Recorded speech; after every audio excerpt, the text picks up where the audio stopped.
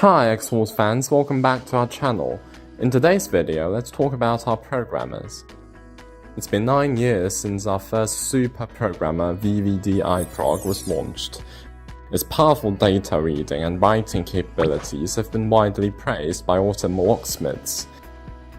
However, as the functional requirements continue to rise to accommodate increasing car models, and the VVDI PROG upgrade cannot fully meet these needs due to hardware limitations, we carefully developed and launched the second generation Multi PROG, whose functions have been greatly upgraded, even more powerful. Newly added support for ECU reading, writing and clone, TCU reading, writing and clone, vehicle engine data calculation and processing, and automated chip batch programming.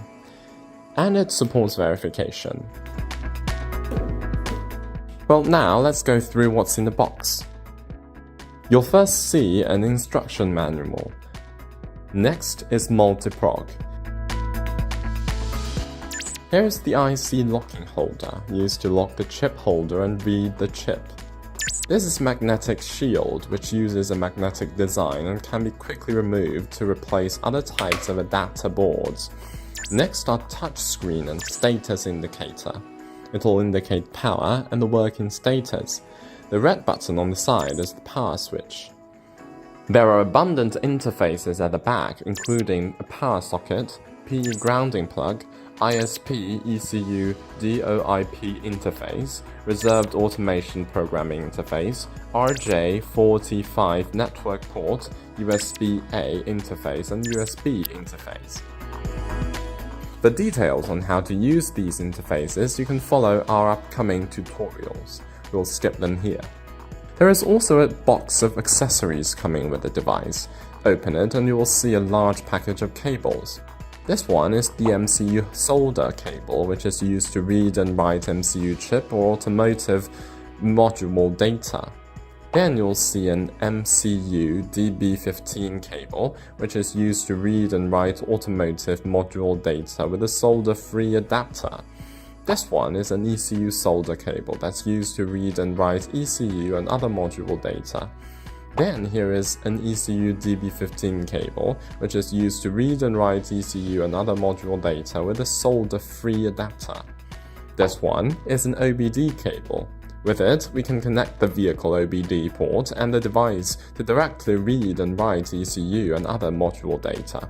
There is also a USB cable and 220-volt power cord. The last one is a USB Wi-Fi network card. Open the next package. You'll see ECU cable plugs in it, which are compatible with various types of ECUs and facilitate the connection of ECU pins. This is the power adapter. Then you'll see two adapter boards. This one is the VH20 interface adapter board, which is used for interface self-test. This one is the VH23 interface adapter board, which is used to solder, read, and write related chips. Besides these two boards, there is also an adapter board installed in the device by default. The VH13 interface adapter board can lock various IC sockets and DIP packaged memory chips, which is convenient for the direct reading and writing of chips. Well, I've covered everything in the box of Multi PROG. So many accessories and interfaces are designed to achieve more and more practical functions. In the follow-up video, we'll also introduce the functions and usage of the Multi PROG in detail. If you're interested, please follow us. See you in the next video.